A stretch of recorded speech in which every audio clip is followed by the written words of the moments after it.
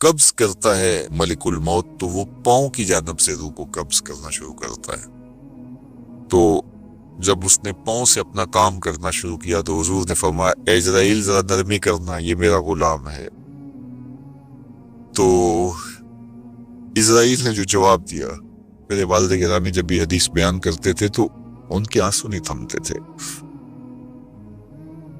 تو عزرائیل نے جو جواب دیا وہ کیا تھا، کر رہے اے ننکا، حضور آپ کی آنکھیں ٹھنڈی ہو جائیں، حضور آپ کی آنکھیں ٹھنڈی ہو جائیں، صرف اس کے ساتھ نہیں، آپ کا جو بھی غلام ہوگا اس کے ساتھ نرمی کروں گا، اس کے ساتھ نرمی کروں گا۔ ایک انصاری جوان کا وقت آخر آیا تو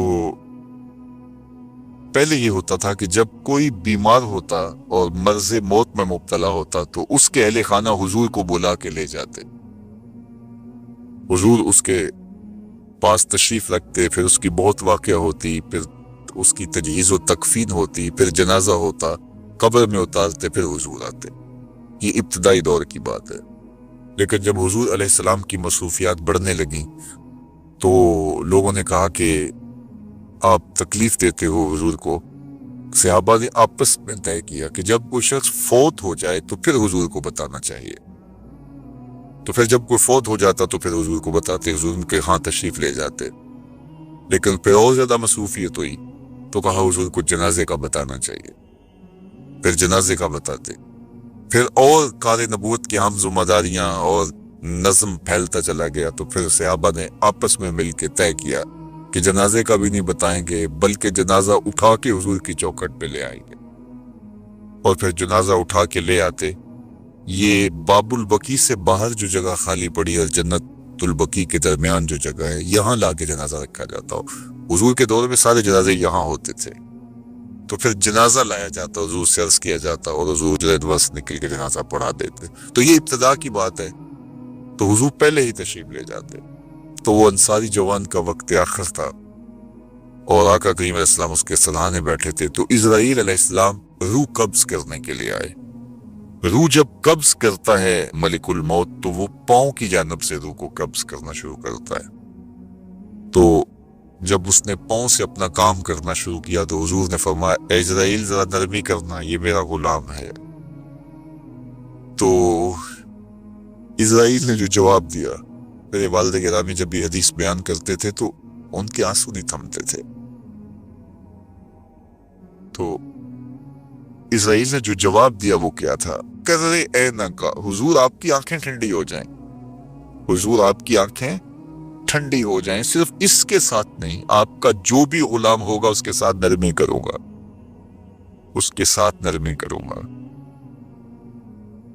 تو حضور کا رخ انور اس وقت اگر نصیب ہو جائے، اس وقت حضور کے چہرے کی زیارت نصیب ہو جائے تو مجھے بتائیے کہ پھر تو زندگی کی جستجو ہی کامیاب ہوگی۔ اللہ ہمیں حضور کی محبت عطا کرے اور ہمارے باطن کو ستھرائی دے دے۔ کاروبار بھی ہیں، بچے بھی ہیں، بچوں کے مسائل بھی ہیں، بچوں کے رشتوں کے معاملے بھی ہیں، اور بھی بہت سارے معاملات ہیں جو ہم سب کے ساتھ پیش ہوں گے، لیکن ہماری سب سے بڑی ترجیح یہاں بیٹھنے کی صرف اس کو راضی کرنا ہے۔ میرے مالک ہمیں ایسا کر دے کہ تو ہم پہ راضی ہو جائے، ہمارے باطن ستھرے کر دے، ہمارے اندر کی غلاستیں دور کر دے، ہمارے اندر کی گندگیاں ختم کر دے، حسد سے، حقد سے، بغض سے، کینے سے، نفرتوں سے ہمارے من صاف کر دے، اور اللہ دین کا کوئی کام ہم سے لے لے۔ یہ دعا کیجئے گا، اللہ ہم سے ہماری استطاعت کے مطابق یہ مشت خاک کسی کام آ جائے، اس کا کوئی مقصد ہو، ساری زندگی یوں ہی جو ہے وہ گزر نہ جائے۔ وہ کیا کہا تھا اکبر الہ آبادی نے، کیا بتائیں احباب کیا کار نمایاں کر گئے، بی اے کیا، نوکر ہوئے، پینشن ملی اور مر گئے۔ یہ زندگی کا مقصد تو نہیں، یہ تو کام ایک چونٹی بھی کرتی ہے۔ صبح اپنی بل سے نکلتی ہے، رزق اکٹھا کرتی ہے، خود کھاتی ہے، بچوں کو کھلاتی ہے، موسم برسات کے لیے جمع کرتی ہے، کسی کو ضرر بھی نہیں دیتی۔ اور یہی کام انسان کا ہو، صبح کام پہ نکل گیا، شام آ گیا، سو گیا، چلا گیا، تو پھر کیا فائدہ؟ اشرف المخلوقات کا ایک ہے۔ تو یہ دعا کریں اللہ اس مشت خاک سے کوئی کام لے لے اپنے دین کے لیے، ہم مقصد کی زندگی گزاریں، با مقصد ہماری حیات مستعار ہو، اور وہ بامقصد تبھی ہو سکتی ہے کہ اللہ رسول کی راہوں پہ گزارو میں انسانیت کی خدمت کریں. سب سے بڑی خدمت انسانیت کی انسانی ہدایت کے لیے کوشش ہے. انسان کی سب سے بڑی ضرورت ہدایت ہے، تو انسانی ہدایت کے لیے کوشش یہ سب سے بڑی انسانیت کی خدمت ہے. اللہ میں توفیق دے، اپنی پناہوں میں رکھے.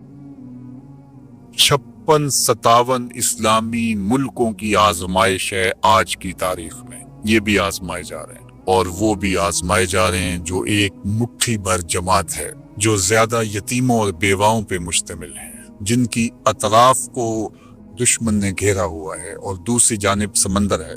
انہیں یہ راستہ دیا جاتا ہے کہ آپ چھوڑ کے جانا چاہتے ہو تو آپ جا سکتے ہو، لیکن وہ اس آزمائش کو شعوری طور پہ سمجھتے ہیں کہ یہ کیا آزمائش ہے، اس سے بھاگنا بنتا ہے یا رہ کر کے جان دینا بنتا ہے.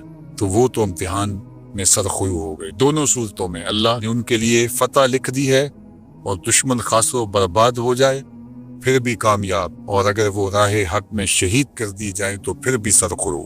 دونوں صورتوں کے اندر وہ تو کامیابی کی طرف بڑھ رہے ہیں. اور دوسری جانب 56-57 اسلامی ملک جن کے پاس عسکری قوتیں ہیں، جن کے پاس بڑے بڑے ہتھیار ہیں، عالی نصب میزائل ہیں. 3 دنوں سے میرے دماغ میں ایک شعر گھوم رہا ہے، یہ سارے اسلحوں کو، یہ سارے لشکروں کو، یہ معاشی طاقتوں کو، تیل کے ذخائر کو، یہ قدرتی گیس کے ذخائر کو، یہ بڑی بڑی اکانومی جو ہے ہماری، اور بڑے بڑے خطرناک ہتھیار ہیں ہمارے پاس.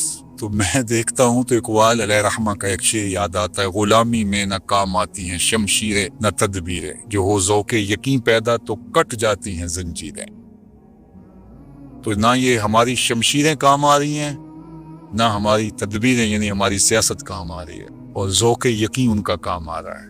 اور اللہ زنجیروں کو ذوق یقین سے کاٹتا ہے، تلواروں سے، شمشیروں سے، تیروں نیزوں اور بالوں سے زنجیریں نہیں کٹتی. رکھو تم اپنے تیر اپنے گھر، رکھو تلواریں اپنے گھر، رکھو نیزے اپنے گھر، رکھو یہ بڑے بڑے قیمتی ہتھیار تم سنبھال کے رکھو، ان کو مضبوط حصار میں رکھو، ہوا نہ لگنے دو. اللہ ان کے پتھروں میں طاقت ڈال دے گا، اللہ ان کو توانائی عطا کرے گا. تمہارا تاریخ میں نام بھی نہیں ہوگا، تمہیں کوئی پوچھنے والا بھی نہیں ہوگا. تمہاری آنکھوں پہ اقتدار نے پٹی باندھ کے رکھ دی ہے. تمہارا امتحان تھا تھوڑے سے خوف سے، زیادہ خوف نہیں. وَلَنَبْلُوَنَّكُمْ بِشَيْءٍ مِّنَ الْخَوْفِ، تھوڑے سے خوف سے. علماء تفسیر نے لکھا مکمل خوف اگر ڈال دیا جائے تو کوئی سہار نہیں سکتا، تو لہٰذا وہ امتحان ہی کیسے دے گا. تو اللہ امتحان اتنا ہی ڈالتا ہے جتنا وہ سہ سکتا ہے. تو تھوڑا سا خوف ڈالا. مسافتوں کے اوپر بیٹھے ہوئے لوگ، مضبوط قلعوں میں بیٹھے ہوئے لوگ، آلات حرب و ضرب کی فراوانی کے باوجود ایک بیان بھی تول تول کے دیتے ہیں کہ کسی کو برا نہ لگ جائے. اللہ نے امتحان لیا تو سارے چہرے کھل کے سامنے آ گئے. عرب کہاں کھڑا ہے، عجم کہاں کھڑا ہے. اور وہ دودھ پیتا بچہ جو ماں کی چھاتی سے دودھ چوس رہا تھا اور میزائل نے اڑا دیا، وہ ایک طرف کھڑا ہے. نتیجہ کیا ہوتا ہے، اللہ ان کی قسمت میں شہادت رکھی ہے، فتح رکھی ہے، یہ تو ہم نہیں جانتے، لیکن یہ ہم جانتے ہیں اور پورے تیقن کے ساتھ جانتے ہیں. آج نہیں تو کل فتح انہی کا مقصود ہے. اور یہ میں نہیں کہہ رہا، یہ میرے اور آپ کے آقا و مولا نے فرمایا صلی اللہ علیہ وسلم. اور انشاءاللہ ہوگا ایسا، پوری دنیا کے اوپر جھنڈا میرے حضور کے نام کا جھول رہا ہو اور ہر سمت اسلام کا پھریرا لہرا رہا ہو. یہ وقت تو آنے والا ہے انشاءاللہ.